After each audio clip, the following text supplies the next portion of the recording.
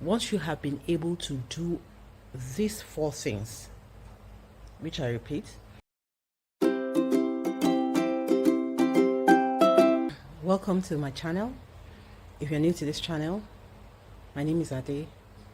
I recently retired from the 9-to-5 world, and I'm currently chronicling the tools and resources and strategies that I used in arriving at early retirement. So today I want to talk about a very important topic, and this topic is derived from some of the questions that I have been asked by friends lately, which is, how do you know your magic number before embarking on early retirement? What factors did you consider before making the move for early retirement? So, arriving at your financial number, your final financial number in terms of early retirement, or when you're considering early retirement, is straightforward. So, in terms of process, there's some elements that you have to consider. Number one element, your desired retirement age. For instance, if you want to retire in your mid-30s or late 30s, or even within your 40s, assuming you want to retire within your 30s to your 40s, of course, there's no magic to it. What that means is that you will actually have to sock away a lot more money,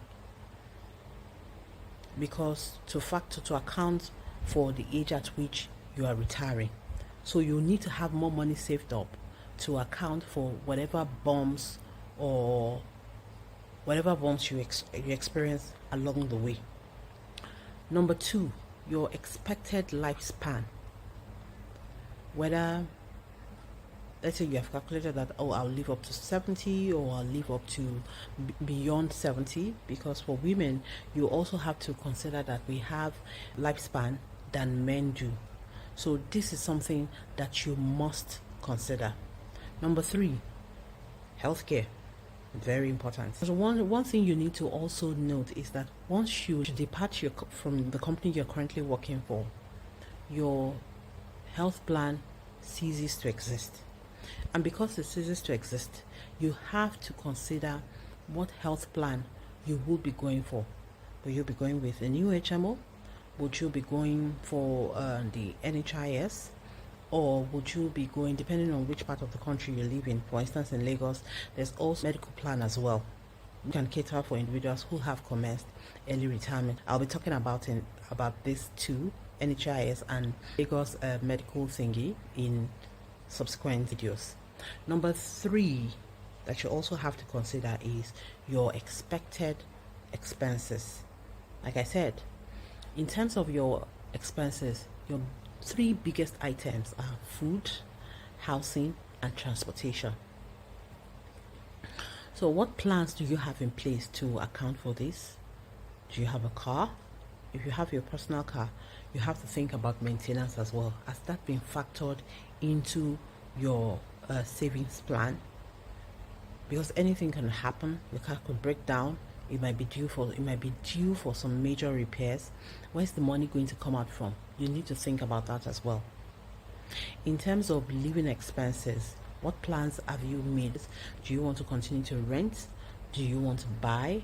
Or are you signing up for a mortgage? What options do you have available? And how will you be able to offset the payment plans that comes with a huge expense? Then the most important one is your expected investment rate of return.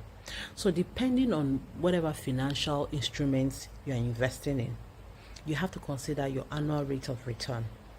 And you also have to keep in mind that there are seasons whereby the markets go up and then they go down.